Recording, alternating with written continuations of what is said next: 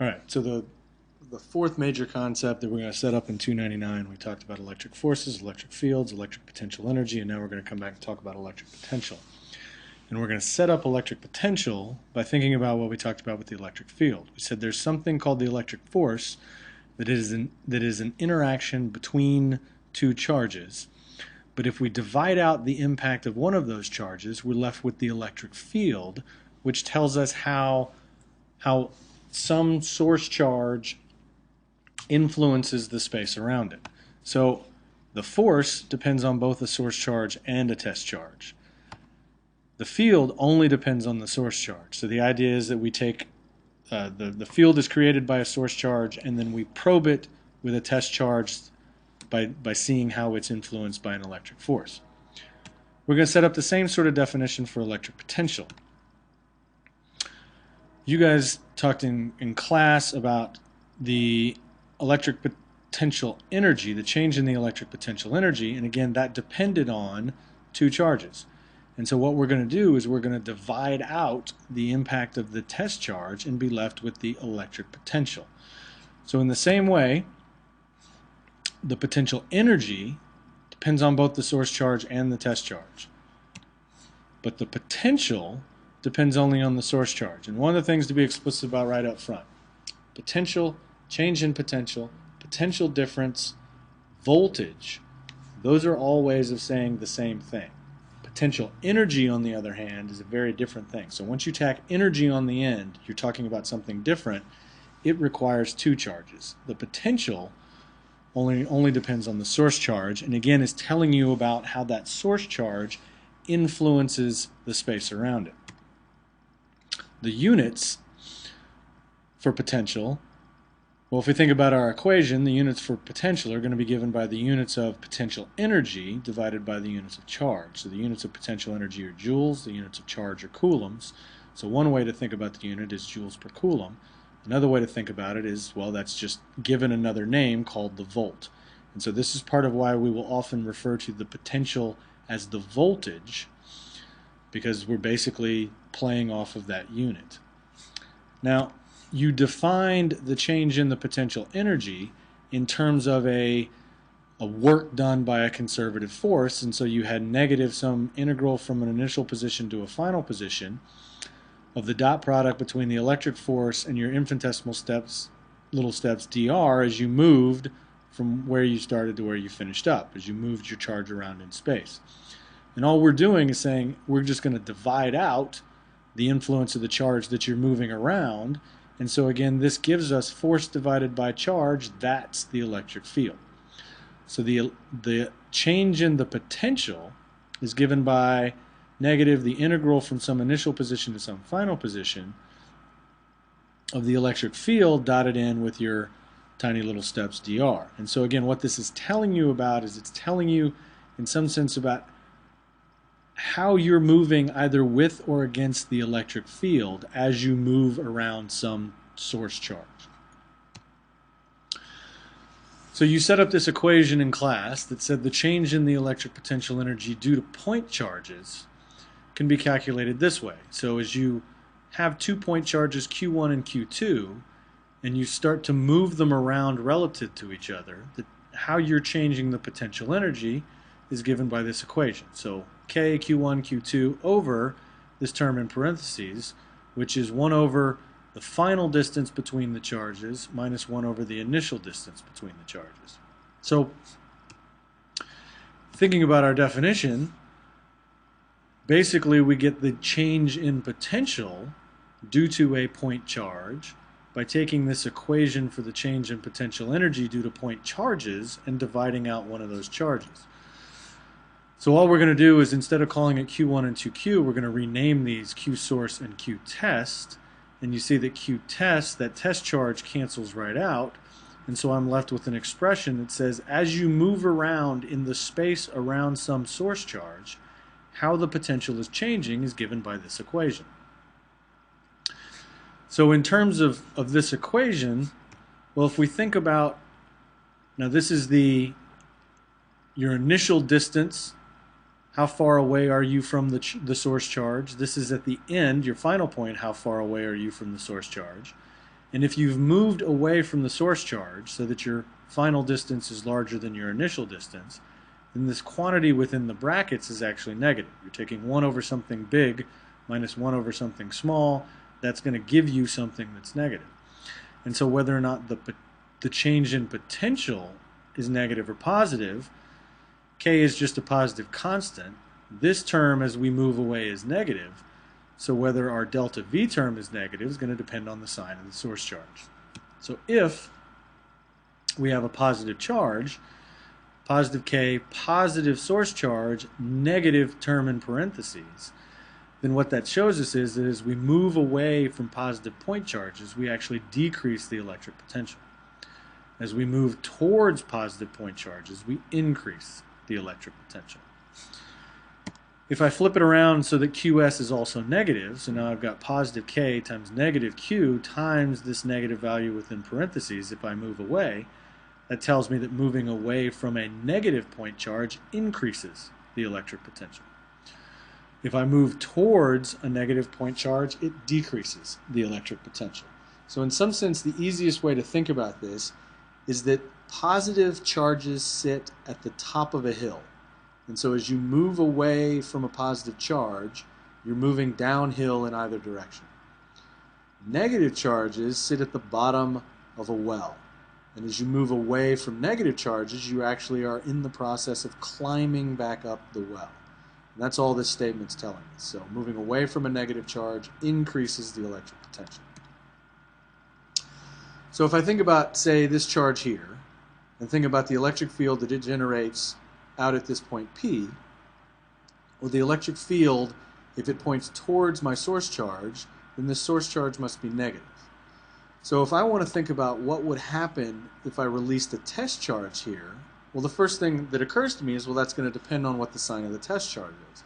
So if I put a positive charge here at point P and let it go, it would obviously be attracted to that negative source charge, and it would move to the left. If I put a negative test charge here at point B, it would be repelled by this negative source charge, and it would move off to the right. Either way, regardless of what point charge I put there, when I let it go, it's going to move to decrease its potential energy. So if I think about this equation, and this is just taking our definition for the change in potential and rearranging it, as soon as I let something go, I know that if it's given the chance, it's going to make this term negative. It's going to decrease its potential energy if it can. So when I think about what's going on the right-hand side, whether or not this is negative, again, depends on the interplay of the charge and the change in potential. So if my charge is positive, that means that positive charges, this would be positive. I need this term to be negative, so I've got to decrease the potential energy, which tells me that positive charges will always move from high potential to low potential if you let them go. This means that a positive charge will decrease its potential energy by running downhill. Right? Go from high potential to low potential. If this is a negative charge, on the other hand, so the Q is negative, this side's negative, the Q's already taken care of this side being negative, which means that my change in potential will now be positive. So negative charges actually increase their potential when you let them go. They go from low potential to high potential. So negative charges decrease their potential energy by running uphill. So just to see the derivation for, again, where we get the change in potential due to a point charge. So as you move around in space around a point charge, here again is my definition. I need to think about the electric field generated by this point charge, and I need to think about how I'm moving around in space. Since this is a point charge, I know it's going to give me an electric field that has a magnitude of k q over r squared. I need to take care of the signs in my dot product. So that's where this other negative sign comes from. And now when I do the integral, I know that I'm going to get the integral of 1 over r squared dr just gives me negative 1 over r, but when I take care of all those signs correctly, what I end up with is that the change in potential is given by, again, k times my source charge times this expression 1 over the final distance from my source charge to the point where I end up minus 1 over the initial distance. So how far away was I when I started? How far away was I at the end? So exactly the same equation we got by dividing that test charge impact out of the change in potential energy. Now, again, everything we've done up until now is focused on the change in potential, or the change in potential energy. And that's because if you want to talk about the potential, well, really what you mean is the potential or the potential energy relative to some 0 point. So when we say the potential energy, what we really mean is the potential energy relative to the point where the potential energy equals 0. So for your point charges, you said I'm going to let the potential energy equal 0 when they're infinitely far apart. So that gives us this equation that says the potential energy relative to the 0 point at infinity is going to be given by K Q1, Q2 over R. Q1 and Q2 are my charges. R is the distance between my charges. Well, we've got to play exactly the same game with the potential. So to talk about the potential, again, we must have a 0 point. And we're going to do the same thing. We're going to say that the 0 point for the potential for a point charge, it's 0 at infinity. And so when we go back and sort of rearrange our equation now, we get an equation for the electric potential, which really again means the electric potential relative to the 0 point when you're infinitely far away from the point, from the charge, is given by KQ over R. Q again is the charge creating your field. R is the distance from your charge to point P. So a couple important things to highlight about this equation. One is that it can be positive because you can have a positive charge. It can be negative because Q can be a negative charge, or it can be 0 because you're infinitely far away. So if we're thinking about the potential due to a single point charge, this can take on any value you want. It can be positive, it can be negative, it can be 0, depending on what choice you've made about the source charge. 2, notice that we don't take the absolute value in this equation. We've dealt with four quantities so far: the electric force, electric field, electric potential energy, and electric potential. And for the electric force and electric field, our equation had the absolute value of Q because we were calculating the magnitude of a vector. For the electric potential and electric potential energy, those equations don't have an absolute value. So we just plug in Q with its sign as it's given. The potential depends on one charge, like the electric field. So again, of our 4 quantities at this point, 2 of them, potential and electric field, only depend on the source charge and are telling you about what's going on as you move around in space around your source charge. The force and the potential energy are telling you about an interaction between 2 charges. So I need 2 charges for the potential energy. I only need 1 charge for the potential. Potential is a scalar, not a vector. So the nice thing is that when we have to deal with multiple contributions to the potential energy, this is a scalar equation, so we're going to add it like it's a scalar equation, which means we don't have to do things that we would do for a vector addition problem. I don't have to worry about picking a coordinate system, breaking my vectors up into components, making sure I keep my x and y component equations separate. We just need to add these as numbers. Next is that R is defined to be a positive distance. So one common mistake that students will make is, let's say I've got my source charge sitting at the origin, and I'm interested in a point P that's off in some negative position. And students will often want to plug in the negative position rather than the positive distance between point P and the charge. So make sure you remember that you always want to plug in a positive value for R the way this equation is set up. And then again, we've got 4 equations. We've said 2 of them depend on 1 Q, 2 of them depend on 2 Qs. But the other thing is that's different between these equations is the potential, like the potential energy, is 1 over R.